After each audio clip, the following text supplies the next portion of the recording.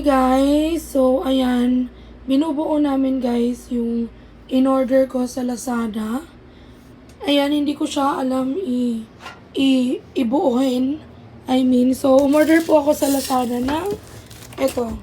Papakita ko sa inyo yan. Ayan siya, drawer siya na metal. So pinapabuo ko sa chewin ko kasi hindi ko talaga siya guys alam paano gawin. So ayan, my room is so messy right now guys because I don't know how to fix this one. So I need the help for my uncle. So ayan. So later guys, papakita ko sa inyo kung paano niya gawin yan kasi until now hindi niya ma-identify kung how to fix this one. So this one is metal guys. Ayan.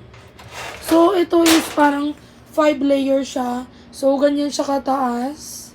So okay naman kasi maganda siya kasi kumpleto lahat ng mga niya dyan, screw. Ayan.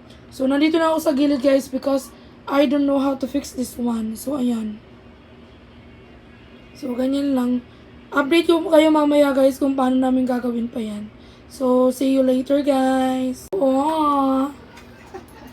Yan, ayan na. Lapit nang mabuo. Buo na. Unti-unti nang nabubuo.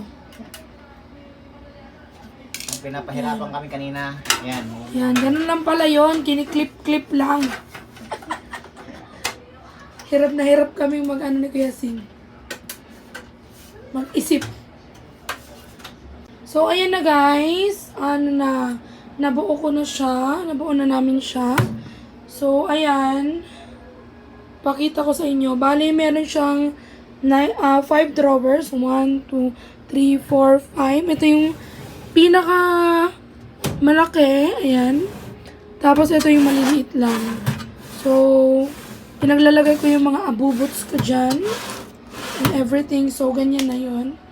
And then, ayan. Lumuwag na yung table ko. Inayos ko na yung table ko. So, magsisegregate pa tayo nung kung ano-anong mga gamit dito, guys. So, that's it, guys. Ang ganda talaga. Bibili pa ako ng isa. So, ang ganda kasi kakulay lang ng table ko. So, bibili pa ako ng isa, guys, para para isa naman dito. Ang ganda niya kasi talaga, yung matibay. Lata talaga siya. Kagaya nito. Yan. So, that's it for today, guys. I hope you subscribe to my channel and hit the notification bell, guys, para parati kayong updated sa lahat ng videos na ginagawa ko. So, bumili na kayo nito guys. Sa Lazada ko nabili to. Worth of 2,600 pesos lang siya. Kasama na yung shipping fee guys. So, that's it guys. Thank you.